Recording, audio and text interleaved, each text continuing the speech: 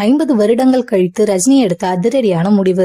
இந்திய திரையுலகின் சூப்பர் ஸ்டாராக வலம் வருபவர் ரஜினிகாந்த். இவர் திரையுலகில் என்ட்ரி கொடுத்த 50 வருடங்களை நிறைவு செய்திருக்கிறார். அடுத்த வருடத்தில் தனது 50வது வருட திரைப்பயணத்தை கொண்டாட இருக்கிறார். இதற்காக பல நிகழ்ச்சிகளை தமிழ் திரையுலகில் ஏற்பாடுகள் செய்ய திட்டமிட்டு வருகின்றனர். அதே போல இவருடைய நடிப்பில் கூலி திரைப்படமும் மிக பிரம்மாண்டமாக உருவாகி வருகிறது. தமிழ் சினிமாவிற்கு இந்த திரைப்படம் பல சாதனைகளை படைக்கும் என எதிர்பார்க்கப்படுகிறது. கூலி திரைப்படம் தான் தமிழ் சினிமாவின் முதல் 1000 கோடி வசூல் சாதனையை படைக்கும் என கோலிவுட் தரப்பினர் கூறி வருகின்றனர். இந்த திரைப்படத்தில் இந்திய சினிமாவில் மிக முக்கியமான பல பிரபலங்கள் ரஜினிகாந்துடன் இணைந்து நடித்து வருகின்றனர். இந்த நிலையில் இவர் அடுத்ததாக ஜெயிலர் 2ஆம் பாகத்தில் நடிக்க இருக்கிறார். இதன் அறிவிப்பை ரசிகர்கள் பிறந்த நாளில் எதிர்பார்த்து கொண்டிருந்தனர். ஆனால் கூலி படத்தில் இருந்து ஒரு பாடல் காட்சி வெளியாகி இருந்தது. தற்பொழுது ஜெயிலர் 2ஆம் பாகத்திற்கான வேலைகள் விறுவிறுப்பாக நடைபெற்று வருகிறது. சூப்பர் ஸ்டார் ரஜினிகாந்த் இதுவரை எந்த ஒரு படத்தின் 2ஆம் பாகத்திற்கு சம்மதம் தெரிவித்ததில்லை. தன்னுடைய 50வது வருட திரைப்பயணத்தில் முதல் முறையாக ஜெயிலர் 2ஆம் பாகத்திற்கு சம்மதம் தெரிவித்திருக்கிறார். இதற்கு முன்பு சங்கர் இயக்கத்தில் எந்திரன் 2ஆம் பாகமாக 2.0 திரைப்படம் உருவாகியது.